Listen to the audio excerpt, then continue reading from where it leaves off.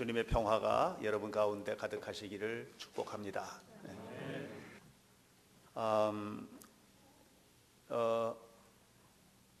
에베소서에 있는 말씀들을 우리가 함께 나누고 있습니다.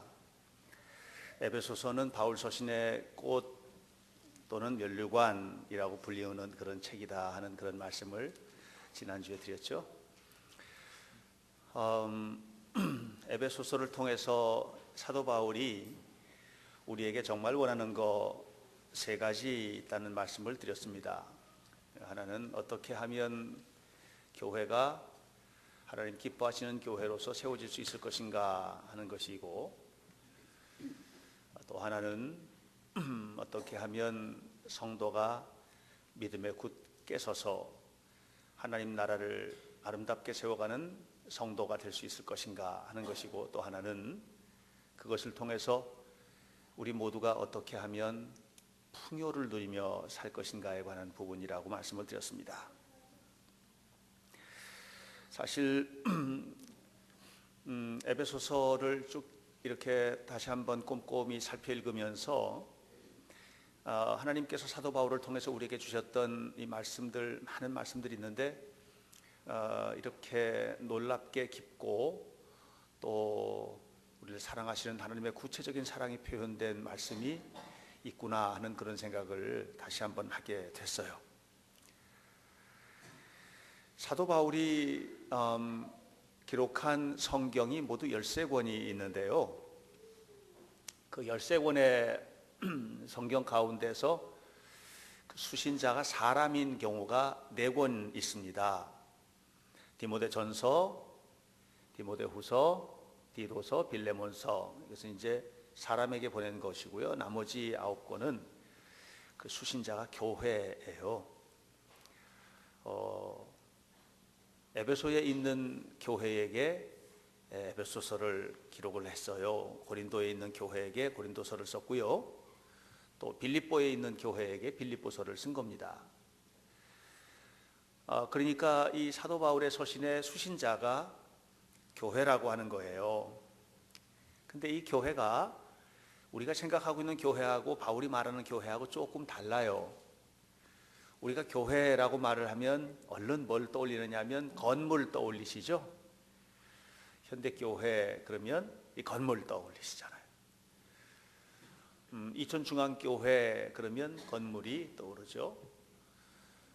또 우리가 감리교회라고 얘기를 하면 이게 이제 교단 배경을 가지고 있는 교회가 되는 거거든요. 이렇게 건물로서의 교회나 또는 교파 이런 조직되어 있는 이런 교회를 이제 제도적인 교회 이렇게 이야기를 하는데요. 우리가 이제 교회 하면 얼른 떠올리는 게 이런 제도적인 교회를 떠올리게 되는 거예요. 근데 바울이 이 편지를 보내면서 수신자로 받아보는 교회들은 그런 교회가 아니에요. 사실 우리는 교회 그러면 그 교회가 어디 있어? 그럼 아미리의 언덕에 있어요. 그 교회 목사님이 누구야? 박행신 목사예요. 그 교회는 규모가 얼마나 돼? 그 교회는 뭐 어른들은 한 250명에서 300명 정도 모이고 어린아이들이 또 한 250명 정도 모이고 해서 한 500명 모이는 교회예요. 뭐 이렇게 이제 우리가 얘기를 하잖아. 이게 이제 규모가 나오고 그 교회에서 하는 일, 무슨 일 주로 해요? 그럼 이런저런 저런 일을 해요 하고 그 일이 나오고 이렇게 이제 되는 거거든요.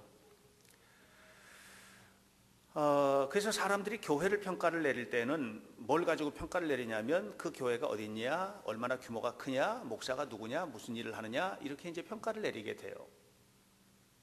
사도 바울은 그런 교회를 말하는 게 아니에요.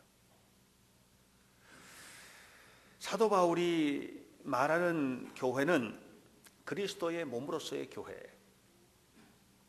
다시 바꿔 말하면 우리가 말하고 있는 건물이나 교단이나 이런 조직이 아니고 예수 그리스도의 은혜 안에서 모여진 성도의 모임, 세상과 구별된 성도들의 모임, 이것을 교회라고 했어요. 사도 바울은 에베소서 1장 22절 23절 말씀에서 무슨 얘기하느냐면 만물을 그의 발 아래 복종하게 하시고 그를, 다시 말하면 예수님을 만물 위에 교회의 머리로 삼으셨느니라. 교회는 그리스도의 몸이니 만물 안에서 만물을 충만하게 하시는 이의 충만함이니라 그랬어요. 여기서 교회라는 말이 계속 거듭 나오는데 이 교회를 에클레시아라고 해요. 히라보로 에클레시아. 에클레시아라는 말은 구별된 사람들의 모임, 그런 뜻이에요. 세상으로부터 구별되어 있는 사람들이 모여 있는 모임, 이것이 바로 에클레시아이고 그것이 바로 교회예요. 우리가 너무 교회 그러면 지금 있는 이런 교회처럼 건물이나 또 어떤 지역에 세워져 있어서 어떤 목사님이 목회하시고 하는 그런 교회로다가 머릿속에 딱 세뇌당해 있기 때문에 성경에서 말하는 진짜 본질적인 교회를 잃어버리고 살 때가 너무 많아요. 이걸 잃어버리니까 어떻게 되냐면 교회가 타락을 하게 되고, 그리고 오늘날 교회가 세상으로부터 좋지 않은 평가를 받는 것도, 왜냐하면 우리가 너무 제도적인 교회에 집중하다 보니까, 이런 모습의 교회에 집중하다 보니까, 그러다 보니까 본래 교회의 모습을 잃어버리게 되고, 본래 교회의 모습을 잃어버리고 말고 나니까 어떻게 됐어요? 교회 정신을 잃어버린 거예요. 교회 정신을 잃어버리고 마니까 결국은 우리가 어떤 식으로 신앙생활을 해야 되는 것들도 혼란이 오게 됐다라고 하는 사실을 우리가 이제 알아야만 합니다. 사도 바울은 교회를 이야기할 때 몸의 비유를 많이 사용했어요. 예를 들어서 사도 바울이 이제 교회에 대해서 이야기를 할 때 그 교회가 뭐냐 하면 머리가 그리스도다, 이렇게 얘기하는 거예요. 머리가 그리스도다. 교회 머리는 그리스도다. 그 교회 몸은 뭐냐? 몸은 교회다. 몸은 교회다. 머리이신 그리스도로 말미암아서 세워진 몸은 교회다. 그럼 우리 성도들은 누구냐? 그게 지체다. 이렇게 이제 표현을 하는 거예요. 우리 모두가 다 교회의 지체들이에요. 다 다르잖아요. 예? 우리가 지체로서의 교회 모습들은 다 다르거든요. 여기 한 분 한 분 옆에 분들 보세요. 얼마나 다른가나 하고. 부부도 달라요. 다 너무나 다르거든요. 이렇게 우리가 다 다른 거예요. 그런데 이게 어디서 통합이 돼요? 몸에서 통합이 되는 거예요. 손가락도 손가락마다 다 달라요. 오른손하고 왼손도 달라요. 우리의 모습들이 얼마나 달라요. 눈도 다르고 귀도 다르고 입도 다르고 다 달라요. 그런데 이게 어디서 통합이 돼요? 몸에서 통합이 돼요. 그러니까 우리 몸이 아름다운 몸을 이루게 돼요. 그리고 이 몸은 또 어떻게 돼요? 머리로부터 명령을 받지요. 그래서 머리로부터 오는 명령 체계가 딱 끊어지면 이 몸은 아무것도 아닌 게 돼버려요. 그래서 교회가 그리스도를 배제하면 교회는 교회가 아니에요.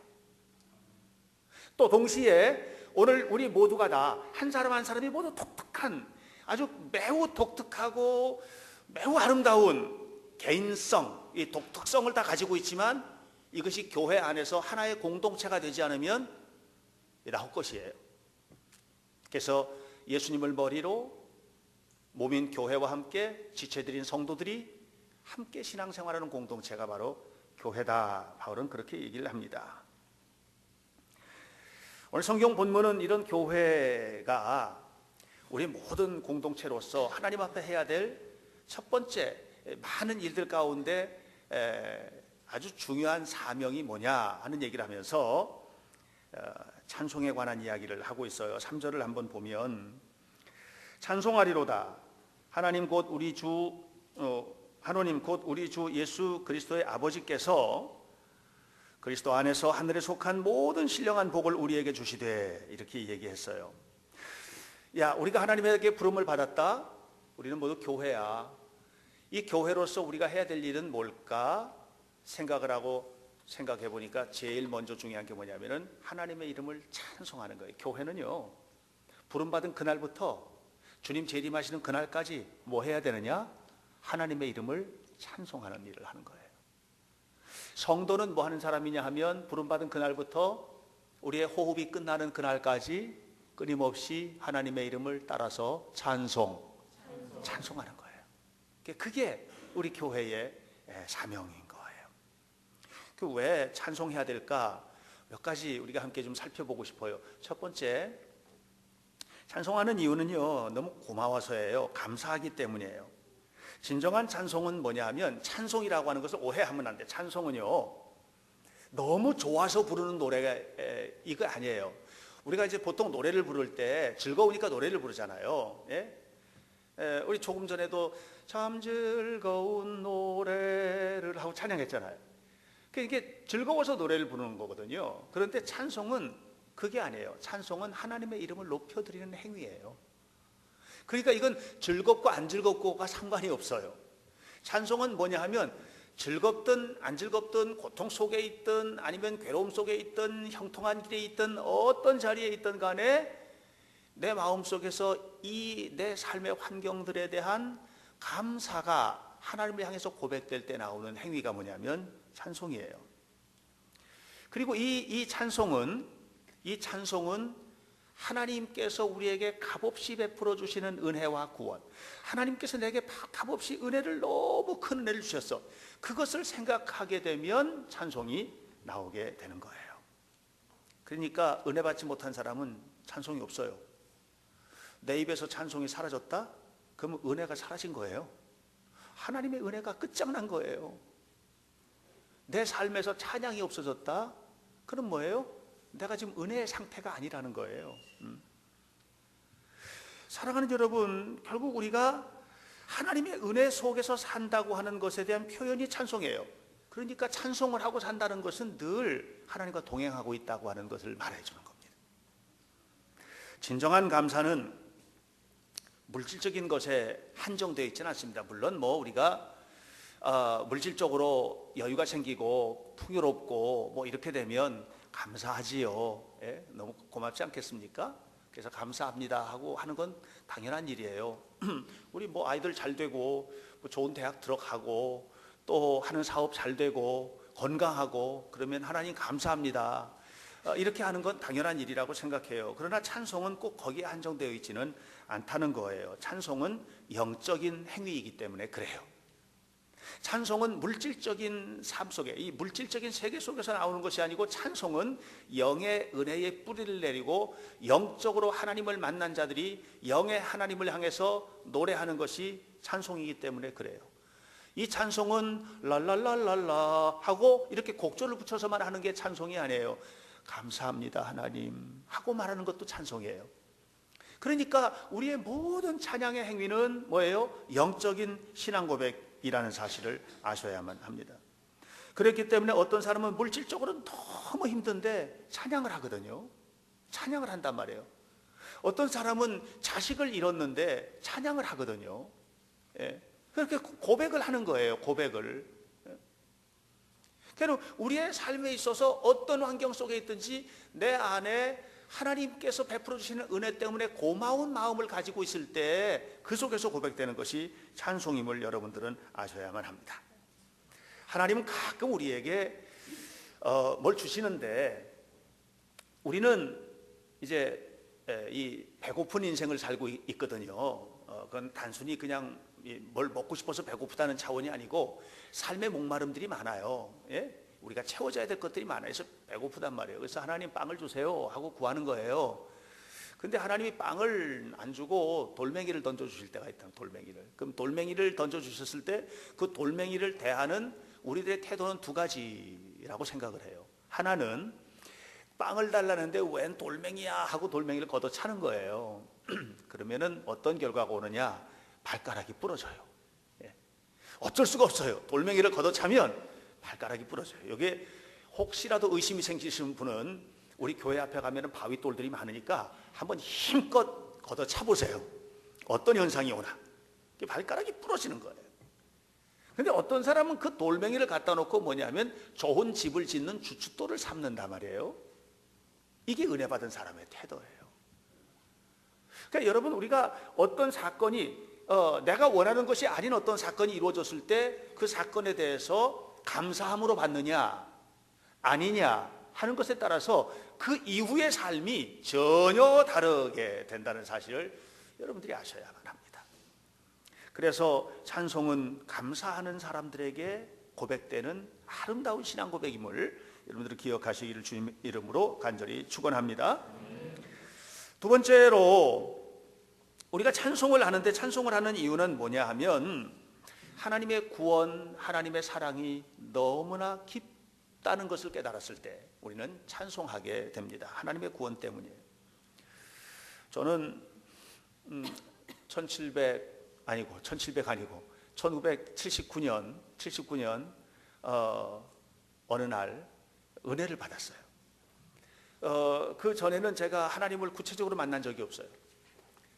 그 은혜를 받은 장소는 어디냐 하면 제가 20대 초반에 그 젊은 나이에 결핵을 심하게 앓고 그래서 마산에 있는 폐기력 요양소에 요양을 가 있는 동안에 제가 그곳에서 하나님을 만나는 경험을 했어요. 구체적으로 하나님을 만났어요. 내가 그 결핵 요양소에 있으면서 그 피를 쏟고 그 고통스러운 내가 과연 이게 살아야 될지 말아야 될지 잘 모르는 아주 심각한 존재의 고민 속에 빠져 있을 때 어느 날 아마 성령께서 저를 이끄셨을 것이라고 생각해요. 교회를 가게 됐어요. 그리고 그 교회에서 선포되었던 말씀은 창세기 1장 1절이었어요. 태초에 하나님이 천지를 창조하시니라. 그리고 설교를 하셨는데 그 설교의 다른 내용들은 하나도 들리지 않고 하나님은 아무것도 없는 곳에서 모든 것을 창조하셨다고 하는 이 신앙 고백들이 내 마음속에 자리 잡게 되었어요. 그리고 아무것도 없는 것에서 모든 것을 만드신 하나님이라면 내 삶의 모든 것도 가능하게 하실 것이라고 하는 믿음을 갖게 되었고 그리고 그 믿음이 오늘날 저를 만든 것입니다. 사실 그렇게 그 신앙 고백을 하고 하나님이 이렇게 사랑하시는구나 하는 걸 알게 되니까 그 다음부터는요 불평이 없어졌어요. 어제까지만 하더라도 무지하게 불평 많이 했거든요. 어떻게 하면 죽을까 뭐 이런 거 생각하고 어떻게 하면 여기서 도망을 가서 거기 가면 도망가는 이런 맨홀들이 있거든요. 어떻게 하면 이쪽에서 이게 도망 나가가지고 내가 뭘 할까 뭐 이런 생각으로 덜 하고 있던 내가 달라졌어요. 그리고 거기서 나와서 집으로 돌아왔을 때 몸은 만신창이가 된 상태로 왔었지만 그때도 여전히 몸이 안 좋았지만 하나님의 은혜에 고마워서 신앙이 뭔지도 제대로 모르는 내가 신학교에 문을 두드렸어요. 그리고 신학생이 된 거예요. 결국은 뭐냐면 내가 삶의 환경이 고통스러웠는데 그 가운데서 나를 사랑하시는 하나님을 만난 이 경험이 나를 만든 거예요. 작년 8월 20일 날 평생 잊을 수 없는 사건을 경험했죠. 저는 수술을 받았잖아요. 엄청난 대수술을 받았지요. 왼쪽 폐, 그때 아팠던 폐요. 그때 아파서 상처가 났던 그 폐가 계속해서 저를 괴롭게 하고 평생을 힘들게 했는데 이 녀석을 치료할 수 있는 방법이 없다고, 이건 떼어내야 된다고 하는 의사의 선고를 받고 아산병원에서 수술을 받았습니다.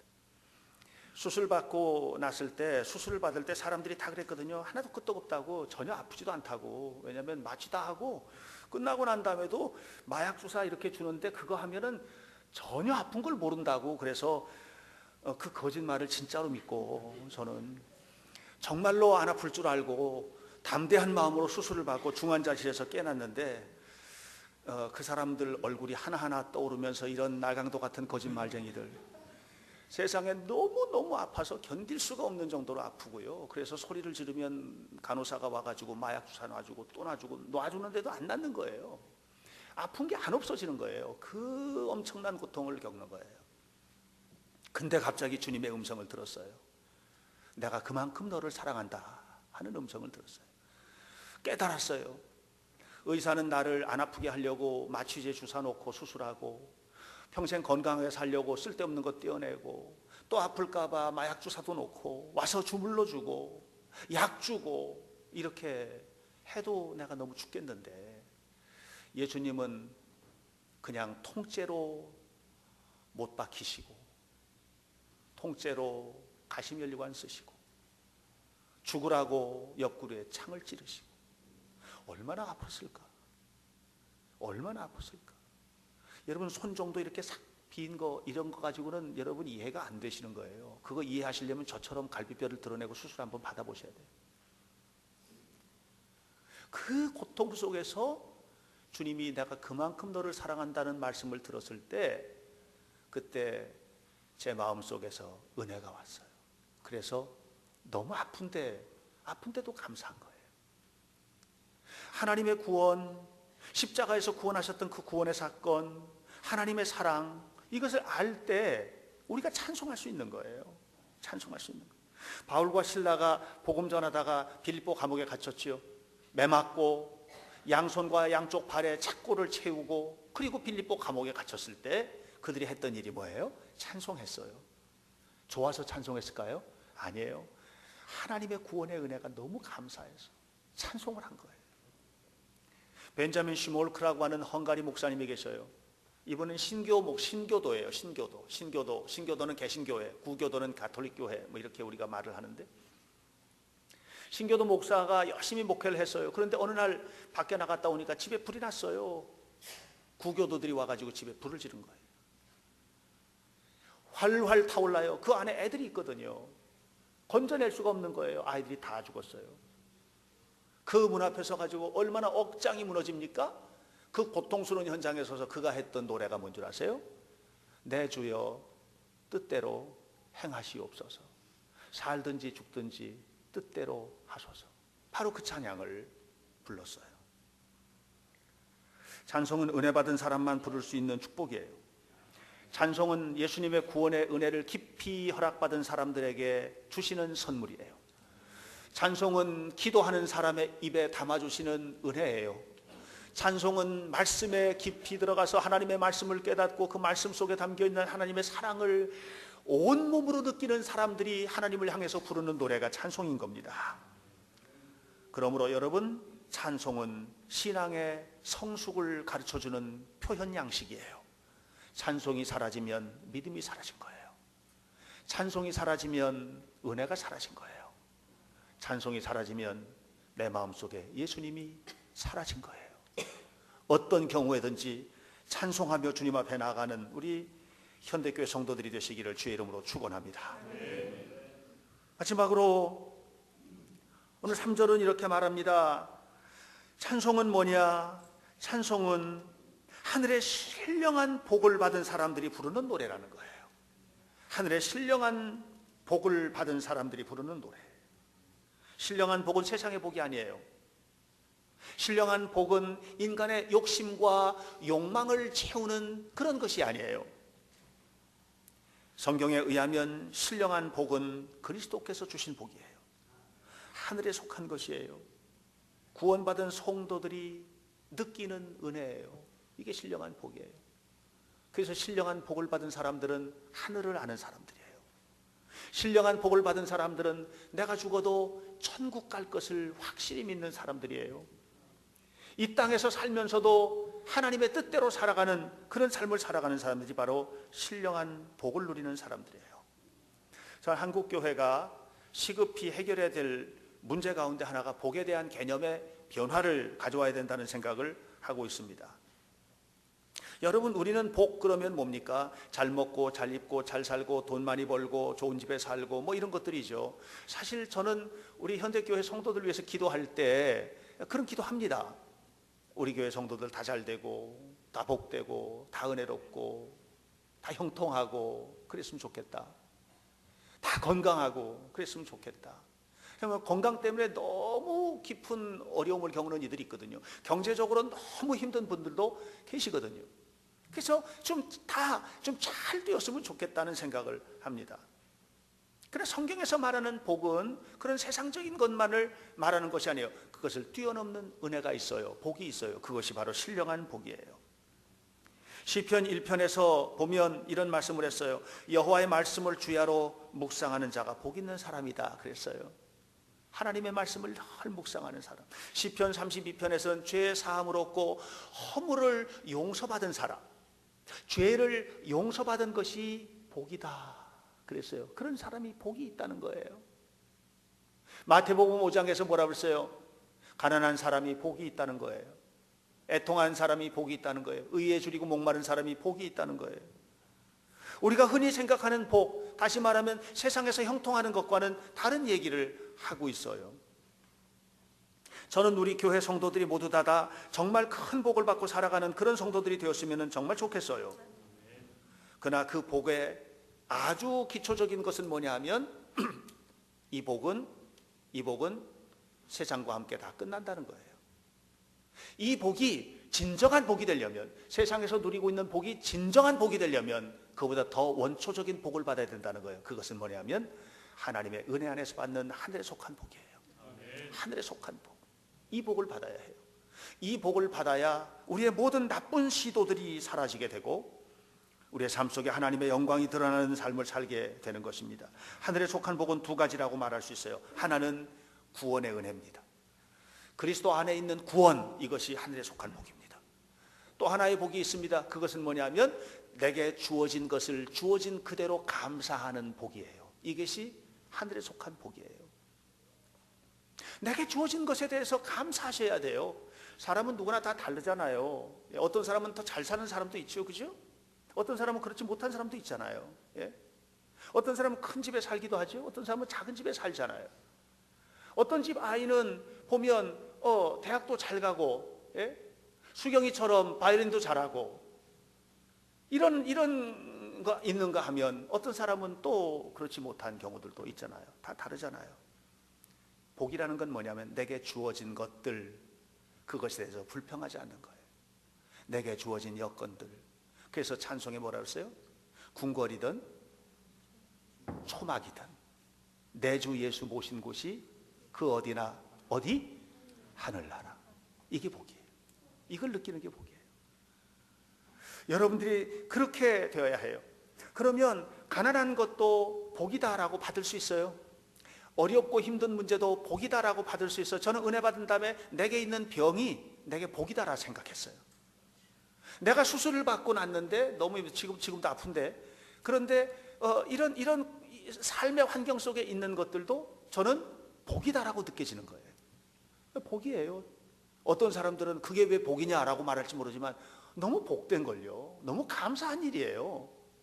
너무 아름다운 일이에요. 너무 행복한 일이에요. 이것이 하늘에 속한 복을 누리는 사람들의 삶인 것입니다. 여시춘추 진나라 때 책인데 거기에 보면 각주구검이라는 이야기가 나와요. 아마 아실 거예요. 각주구검이라는 말은 뭐냐면 배전에다가 이제 이렇게 표시를 한다 하는 그런 얘기인데, 초나라 사람 하나가 강을 건너는데요, 보검을 떨어뜨렸어요. 보검을, 배를 타고 가는데 보검을 떨어뜨렸어요. 그래서 이거 큰일 났어요. 보검을 떨어뜨렸거든요. 그래가지고 떨어뜨린 자리에 표시를 해야 되는 거잖아요, 지금. 그래서 어디냐면 떨어뜨린 그 배전에 이렇게, 여기서 이렇게 떨어뜨렸으니까 이 배전에다가 막 표시를 했어요. 그리고 다 강을 건넌 다음에 표시된 그 밑에서 칼을 찾는 거예요. 무슨 말인지 잘 모르세요? 네? 아니 어떻게 이렇게 심각해요? 그게 조금 웃어줘야 되는 거예요. 그럴 때는 이 바보 같은 어리석은. 아니 배에다가 표시를 해놨어요. 지금 떨어뜨린 건 저쪽에 떨어뜨리고 배 타고 지나왔잖아요. 그럼 거기다가 어떻게 표시할 길이 없으니까 뭘 돌멩이를 떨어뜨리면 뭘 해야 되는데, 배에다 표시해 놓고 지금 칼은 저기다 빠뜨려 놓고 배전에 표시한 그 밑에서 칼 찾는 거야. 자, 여러분들이 꼭 그렇다 생각이 드는 거예요. 왜냐하면요, 신령한 은혜가 회복된 자리에서 건강이 회복되는 거예요. 신령한 은혜가 회복된 자리에서 삶이 회복되는 거거든요. 그런데 여러분들은 어떻게 했냐면 배전에다가 표시를 해놨는데 그게 세상에다 표시를 실컷 해놓은 거예요. 그래서 그걸 다 세상에서 찾으려고 하는 거예요. 세상에서 찾으려고 하니까 방황하면서 찾으려고는 하는데 찾아지지가 않는 거예요. 거기는요, 여러분이 잃어버린 것을 찾을 장소가 아니에요. 우리가 잃어버린 장소는 예배의 자리예요. 예배를 잃어버렸기 때문에 모든 것을 잃어버린 거예요. 우리가 잃어버린 자리는 기도의 자리예요. 기도를 잃어버렸기 때문에 그 모든 것을 잃어버린 거예요. 자녀가 잘못됐다고요? 공부가 문제예요? 그래서 학원을 보내요? 그게 문제 해결입니까? 그게 아니에요. 아이를 붙들고 기도하는 엄마의 기도가 사라졌기 때문에 문제인 거예요. 여러분, 우리가 말씀을 잃어버렸기 때문에 모든 것을 잃어버린 거예요. 그러니까 우리가 찾아야 될 자는 어디냐 하면 하늘의 신령한 은혜를 회복하는 바로 그 자리로 가야 되는 거예요. 각주구검과 같은 어리석은 신앙생활을 해서는 안 됩니다. 진실로 하나님 앞에 엎드리고 진실로 하나님 앞에 기도하고 진실로 하나님을 예배하고 진실로 하나님 앞에 영광을 돌릴 때, 그때 그곳에서 뭐예요? 잃어버렸던, 내가 모든 것을 잃어버렸던 바로 그 모든 것들을 회복하게 될 것을 믿으시기를 주님의 이름으로 축원합니다. 나는 우리 현대교회 성도들이 그리스도 안에서 하늘에 속한 신령한 복을 받게 되기를 축원합니다.